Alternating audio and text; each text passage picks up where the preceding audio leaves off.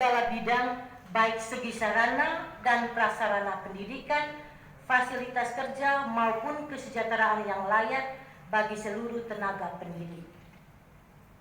Untuk memenuhi sasaran tersebut, sangat diperlukan biaya yang cukup dan administrasi yang tertib. Salah satu pendanaan yang diberikan pihak pemerintah kepada sekolah, yaitu dengan adanya dana bantuan operasional sekolah atau lebih kita kenal dengan dana BOS. Perencanaan program BOS meliputi dua kegiatan utama yang dilakukan oleh kepala sekolah bersama tim manajemen BOS sekolah, yaitu mengidentifikasi kebutuhan sekolah dan menyusun rencana anggaran kegiatan dan anggaran sekolah (RKS). Dalam mengidentifikasi kebutuhan sekolah, kepala sekolah dan tim manajemen BOS sekolah perlu menentukan kondisi sekolah saat ini. Salah satunya dengan melakukan evaluasi diri sekolah. Dengan melakukan evaluasi diri, kita akan menunjukkan kinerja sekolah, misalnya bagian yang mengalami perbaikan atau peningkatan, bagian yang tetap, dan bagian yang mengalami penurunan. Hal ini penting dilakukan karena dana BOS merupakan sumber utama bagi sekolah untuk memenuhi biaya penyelenggaraan sekolah, dan kebijakan pemerintah mengharuskan BOS menjadi sarana penting untuk meningkatkan akses dan mutu pendidikan menengah yang bermutu.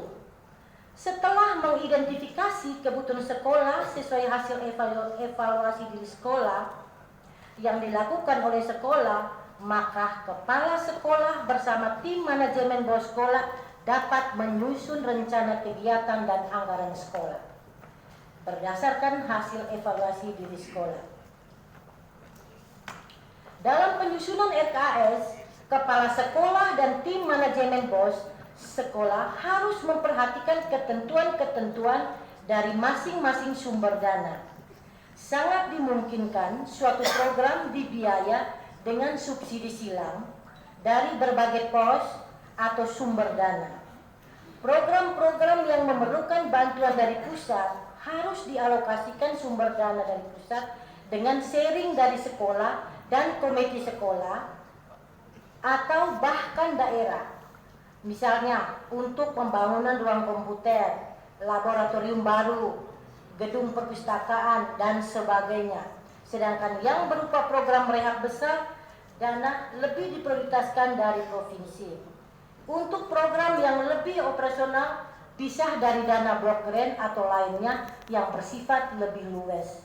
Mengingat begitu pentingnya dalam melakukan manajemen keuangan sekolah, terutama dana BOS dari pemerintah, maka diperlukan suatu sistem yang mampu melakukan pencatatan, perencanaan, pelaksanaan, pertanggungjawaban, dan pelaporan.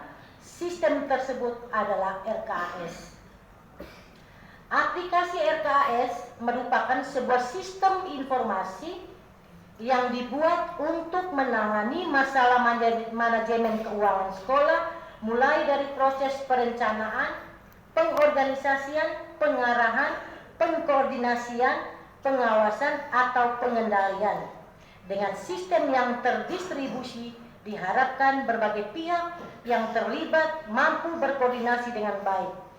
Capaian output terakhir yang diberikan sistem informasi ini adalah pelaporan, di mana setiap report yang dihasilkan sudah disesuaikan dengan format yang dikeluarkan oleh pemerintah. B. Dasar hukum. 1. Undang-Undang Republik Indonesia Nomor 20 Tahun 2003 tentang Sistem Pendidikan Nasional. 2. Undang-Undang Nomor 23 Tahun 2014 tentang Pemerintahan Daerah, Lembaran Negara Republik Indonesia Nomor 5587 sebagaimana telah beberapa kali diubah terakhir dengan Undang-Undang Nomor 9 Tahun 2015 tentang perubahan kedua atas Undang-Undang Nomor 23 Tahun 2014 tentang Pemerintahan Daerah, Lembaran Negara Republik Indonesia Tahun 2015 Nomor 58, tambahan Lembaran Negara Republik Indonesia Nomor 5679. 3. Peraturan Pemerintah Nomor 55 tahun 2005 tentang dana perimbangan, Lembaran Negara Republik Indonesia tahun 2005 nomor 137, tambahan Lembaran Negara Republik Indonesia nomor 4575. 4.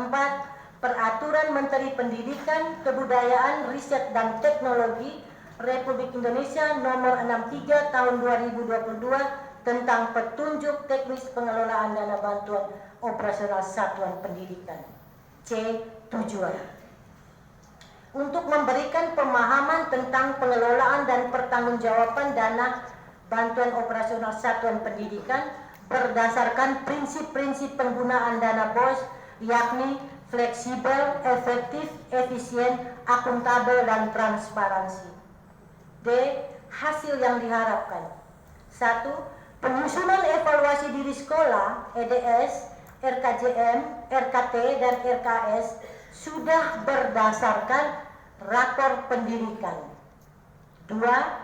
Memahami petunjuk teknis pengelolaan bantuan operasional satuan pendidikan nomor 63 tahun 2022. 3. Memahami penatausahaan dana BOS dengan baik dan benar. E. Waktu dan tempat. Kegiatan sosialisasi bantuan operasional satuan pendidikan dilaksanakan pada tanggal 8 sampai dengan 10 Maret tahun 2023 bertempat di Hotel Sylvia Maumere. F. Peserta kegiatan. Kegiatan sosialisasi bantuan operasional satuan pendidikan berasal dari 3 kabupaten, yakni Kabupaten Lembata, Flores Timur, dan Sika dengan jumlah peserta sebagai berikut. Kabupaten Flores Timur dengan jumlah peserta sebanyak 74 orang. 2. Kabupaten Lembata dengan jumlah peserta sebanyak 46 orang. 3. Kabupaten Sika jumlah peserta sebanyak 90 orang. Peserta yang diharapkan hadir berjumlah 210 orang. Yang hadir saat ini berjumlah 170 orang. G. Pembiayaan.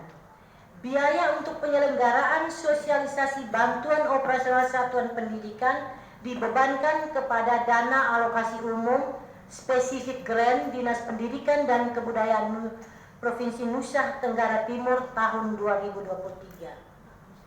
Demikian laporan panitia kegiatan sosialisasi dana bantuan operasional satuan pendidikan untuk Kabupaten Lembata, Flores Timur, dan Sika tahun 2023 disampaikan, sekaligus kami mohon kesediaan Bapak Koordinator Pengawas Kabupaten Sika untuk memberi arahan sekaligus membuka kegiatan ini dengan resmi. Maumere 8 Maret 2023, tanda tangan panitia.